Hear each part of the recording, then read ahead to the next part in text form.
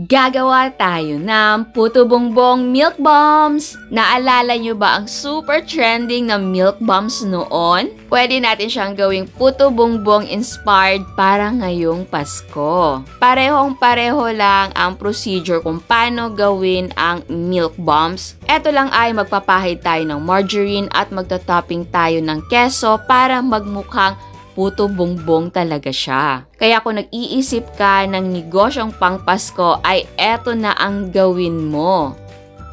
And eto ang ating mga sangkap. And syempre, para sa mochi natin ay kailangan natin ng glutinous rice flour. So, pwedeng gumamit ng kahit anong brand. Ito yung available sa grocery namin. Meron naman sa Polar Bear ba yun? Pwede yun. Or kahit anong brand, pwede talaga. And eto yung mga iba pang sangkap natin. So, unahin natin gawin yung ating pastillas. Okay, para sa pastillas natin, meron tayong evaporated milk, kondensada, tapos konting vanilla essence or vanilla flavor. Buksan natin ang apoy. Ayan.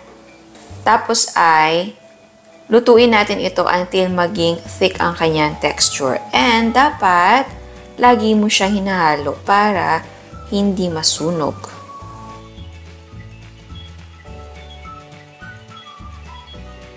Okay, note ko lang ha, baka magulat kayo. Parang tagal naman mamuo ito. Yes po, matagal po talaga. So, continuous lang talaga yung ating paghahalo. So, pwede ka manood ng YouTube or Netflix habang naghahalo nito. Dahil medyo mabagal ang takbo ng panahon kapag gumagawa ka ng pastillas. And ayan, eto na yung nahanap natin na texture. So, ngayon ay patay natin ang apoy. Okay, tapos ilagay natin yung ating margarine. Tapos ay i-mix natin ito until matunaw yung ating margarine. Ayan. Ngayon naman ay ilagay na natin yung ating milk powder. So, ang gamit ko ay Bear brand. Pwede mang gumamit ng skimmed milk. So, ilalagay natin ito pa konti-konti lang para hindi tayo mahirapan sa pag-mix. Okay. Mix natin yan.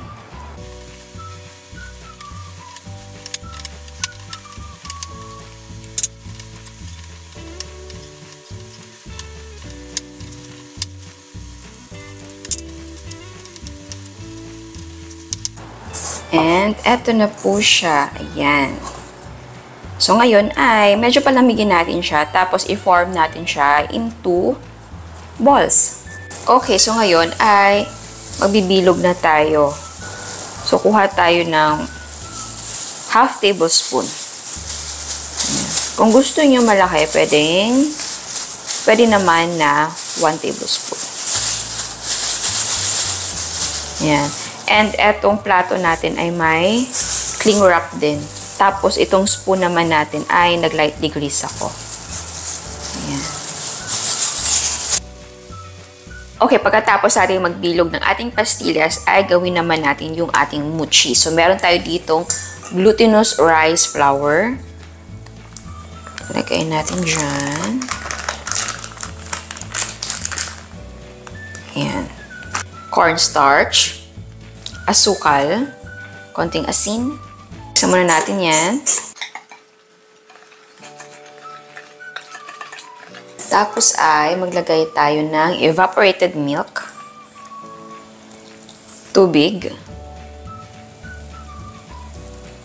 cooking oil, eto ay vegetable oil lang. Tapos ay maglagay tayo ng ube flavor. Okay.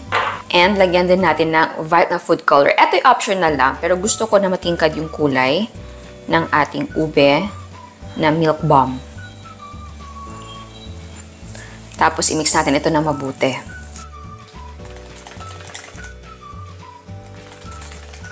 Okay, so ito yung magiging molde natin or paglulutuan natin. Pwede naman sa isang malaking mold or sa isang malaking pan. Pero matagal siyang maluto. So, maganda kung i-divide natin siya dito sa maliliit na mga pan. So, ito ay pang leche flan. Pero kung meron kang iba, okay lang. And maganda to dahil ininid natin siya. So, mas madali kapag naka-portion siya. So, ang gagawin ko lang ay magla-light degrease tayo ng ating pans.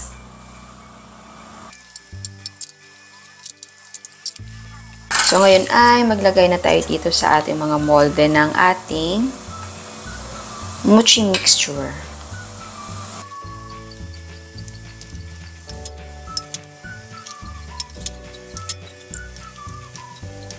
Ito naman yung ating steam basket.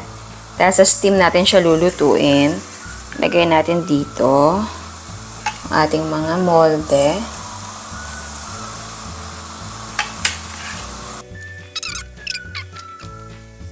Tapos ay takpan natin ito ng malinis na tela bago natin ilagay yung ating takip para hindi matuluan ng steam or tubig yung ating mochi.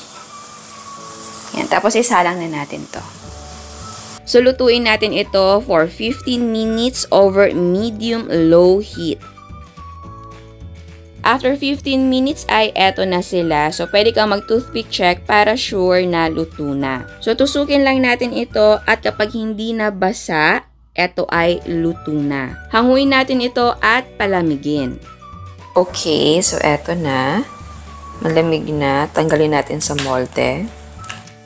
So, ngayon ay ininid natin siya para mas stretchable siya. Hindi siya madali mapunit.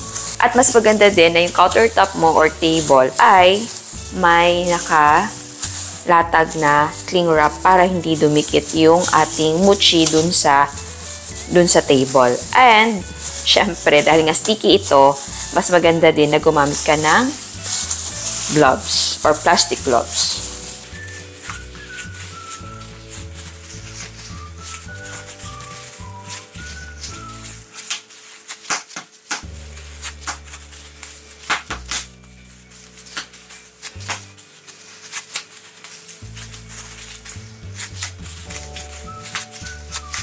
At malalaman mo kung okay na yung pagmamasa mo dahil kapag na-stretch mo siya ng ganito at walang punit ay okay na yan. Okay. Okay, so ngayon ay i-divide natin ito into 10 equal parts. Kung gusto nyo na equal talaga yung kada mochi natin ay pwede mong timbangin yung per slice. Okay. Again, ito ay sticky, so nag-light degrease ako ng ating pang slice.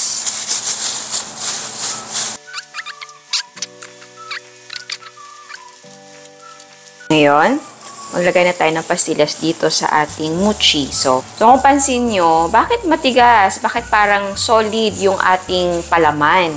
Yung milk bomb naman ay gooey. Alam nyo, kapag nasa loob na siya ng mochi ay nagiging gooey na siya. Makikita nyo mamaya. Ayan. So, isilang natin yan. Tapos, ilugin natin. So, wala na tayong pastillas, pero may mochi pa tayong natira. So, ang palaman na ilalagay natin ay ube na paste. Magkasing kulay na sila ng mochi natin. So, ito yung gamit ko. Ayan. Mabibili nyo ito sa mga baking store. Ang brand nito ay ACC. And yes, pwede din na keso or peanut butter or cream cheese ang ilagay. And pwedeng combination ng ube paste and pastillas.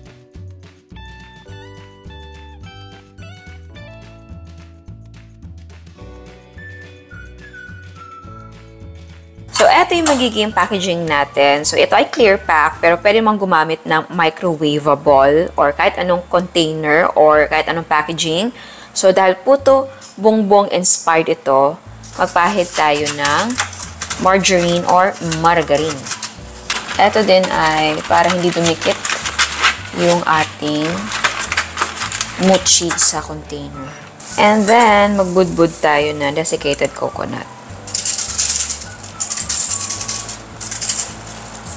Tapos, paglagay tayo ng ating mochi. Yan. Yan.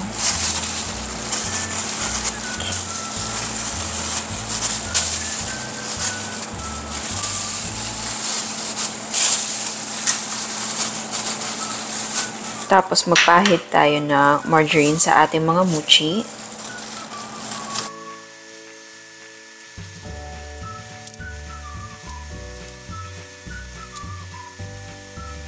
Tapos magbudbud tayo ng desiccated coconut. Pwede naman na fresh coconut yung gamitin. Kaso lang, mas madali kasing masira yun eh.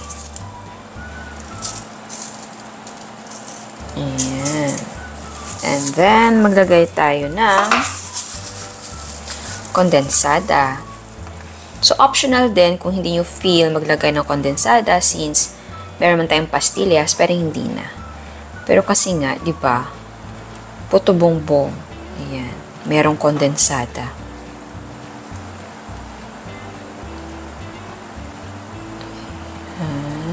Tapos ay maglagay tayo ng keso.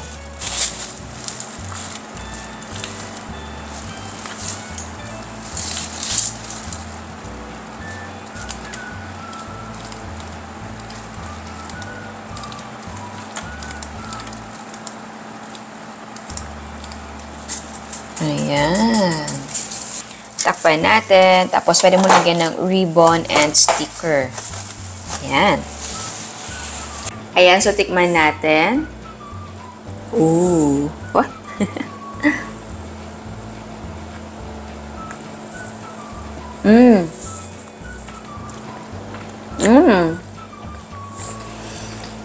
Alam nyo, mapapatunayan talaga na hindi lang siya, yung milk bomb ay hindi lang siya sumikat dahil maganda or appetizing sa mata tignan. Masarap din po siya. Kasi yung pastillas sa palaman, masarap siya. Tapos yung mochi natin ay may lasa din. And then, pag bite mo sa mochi ay talagang soft siya. And maganda yung combination ng ating mochi at nung ating palaman. So, pansin nyo, medyo may buo pa na pastillas. Bago pa kasi natin siya ginawa. So, hindi pa siya ganun ka melted. Pero kapag siguro mga 2 or 3 days, talagang magme-melt na yan sa loob. Pero okay lang sa akin na ganito yung kanyang texture na medyo meron pa tayong buo na nakakain dahil alam mo yung pag-bite mo tapos makakain mo yung buo na pastillas, chewy, tapos milky.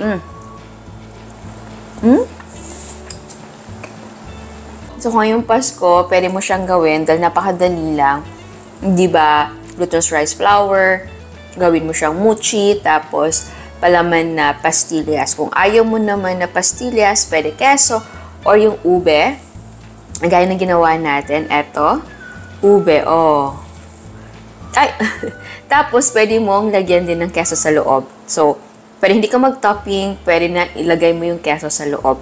Tapos, pwede din na ibang palaman, gaya ng cream cheese or kung gusto nyo, peanuts. Pero, syempre, hindi mo na siya matatawag na milk bomb dahil wala na siyang pastillas sa loob. So, ibang version na yun. Pero, yes, eto kasing recipe ito ay pwede mo siyang gawa ng sarili mong twist. Ito yung milk bomb na inspired sa puto bongbong. Actually, parang may nakita na ako na ganito na milk bomb nga, tapos puto bongbong inspired din siya. So, pwede mo siyang gawing negosyo.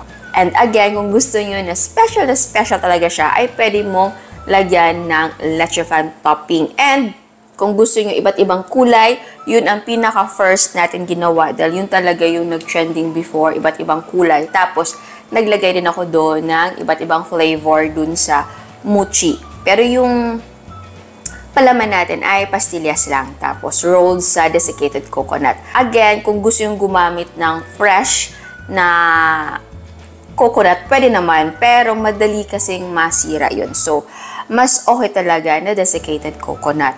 Yung iba naman, ang ginagawa nila ay steamed yung kanilang kinudkod or kinayod na coconut. So, para hindi daw madaling masira. Ginawa ko na din yun before, pero hindi ko siya na-test na matagal sa room temperature. So, yes, di ba maganda siya tignan? Ay, naku, Paskong Pasko. So, ayan, sana gustuhan nyo ang recipe natin ngayon. Ciao! Sa mga hindi pa nakasubscribe, please subscribe sa ating YouTube channel and please click the notification bell and please click all para ma-notify kayo sa lahat ng uploads. And please don't forget to like our Facebook page and follow us on Instagram. Thank you!